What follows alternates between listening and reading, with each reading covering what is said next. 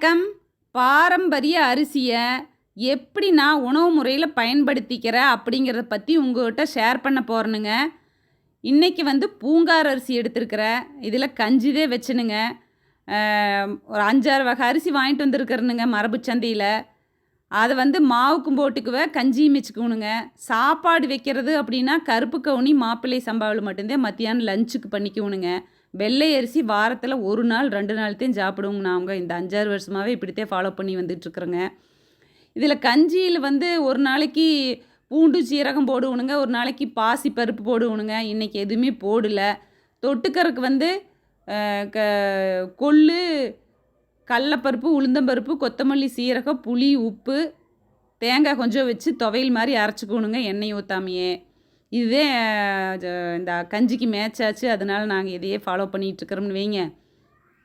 பெண்கள் கண்டிப்பாக பூங்கார் அரிசி சாப்பிடணுங்கிறாங்கல்ல, அதை ஒவ்வொருத்தரும் ஒவ்வொரு விதமாக சாப்பிட்டுக்கலாம்னு வைங்க. கஞ்சி பிடிக்கிறே கஞ்சி வச்சுக்கலாம்.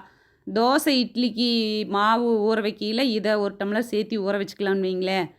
புட்டு வேணாலும் செஞ்சுக்கலாம்ங்கிறாங்க. நான் அதெல்லாம் செஞ்சதில்லை. கஞ்சிக்கும் மாவுக்கு மட்டும்தான் போட்டுக்கணுங்க. பாரம்பரிய அரிசியில் மட்டும்தான் நாங்கள் தோசை இட்லி போட்டுக்கிறோம். வெள்ளை அரிசியே இல்லை. வெள்ளை கலர் இட்லி தோசை வரணும் அப்படின்னா சிறுதானிய உணவில் அந்த குதிரவாளி சாமையில் இட்லி தோசை பண்ண அன்னைக்கு வேணால் வெள்ளை கலரில் இருக்குங்க. இது கலரு சிவப்பு கலரில் தான் இருக்குது. ஆனால் டேஸ்ட்டு பழகிட்டோம்னா சூப்பராக இருக்கும்னு வைங்களேன். பாப்பு ஆதியெல்லாம் முதல்ல சாப்பிட மாட்டாங்க. அப்புறம் இருக்கிறதுக்கு சாப்பிட்டு பழகணுன்னே ஓகே ஆயிடுச்சுன்னு வைங்க. எதுவுமே பழக்கம்தானுங்க நம்மளுக்கு. இது என்னென்னா இந்த பாரம்பரிய அரிசி சேர்த்தி சாப்பிட்டு பழகிட்டோம்னா சாப்பாடு லஞ்சுக்கு வைக்கையில் அதிகமாக சாப்பிட முடியாதுங்க நம்மளால். சத்துக்கு சத்துமாச்சு, டயட்டுக்கு டயட்டுமாச்சுன்னு வைங்களேன். இது நம்ம ஒவ்வொருத்தரும் நம்ம பழக்கம்தான்னு வைங்க. பூங்கார் அரிசி பற்றி சொல்லணும் அப்படின்னா, ஒரே வார்த்தையில் சொல்லணும் அப்படின்னா பெண்களுக்கான அரிசி அப்படின்ட்டுறாங்க. எல்லா ஸ்டேஜில் இருக்கிற பெண்களுமே கண்டிப்பாக பூங்கார் அரிசியை ஏதோ ஒரு விதத்தில் எடுத்துக்கோன்னு சொல்கிறாங்க. அது கஞ்சியை எடுத்துக்கலாம், இட்லி தோசைக்கு அரிசி ஊற வைக்கல இது ஒரு தமிழாக சேர்த்தி ஊற வைக்கலாம். அது நம்ம சௌரியங்க.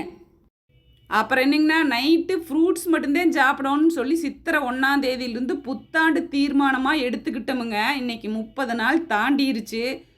மிக்ஸ்டு ஃப்ரூட்ஸ் தான் நான் சாப்பிட்டுட்ருக்கிறேன். எல்லா ஃப்ரூட்ஸையும் கட் பண்ணி போட்டு மிளகுத்தூள் போட்டுக்கு ஒரு நாளைக்கு தேன் ஊற்றிக்கணுங்க. ஒரே ஒரு ஃப்ரூட்டு மட்டும் சாப்பிட்றதில்ல. பழம்னா பழம், ஆப்பிள்னா ஆப்பிள் அப்படி சாப்பிட்றதில்லைங்க. மிக்ஸ் பண்ணி தான் சாப்பிட்டுட்ருக்கேனுங்க. ஒரே ஒரு ஃப்ரூட்ஸ் மட்டும் எடுத்துக்கிட்டோம்னா வயிறு நம்புறதில்லை, அதனால் தூக்கமாறதில்லை. இப்படி எடுத்துக்கிட்டால் எனக்கு நல்லா இருந்தது. உங்களுக்கு எந்த விதத்தில் எடுத்துக்கணுமோ எடுத்து சாப்பிட்டு பாருங்கள். Result super.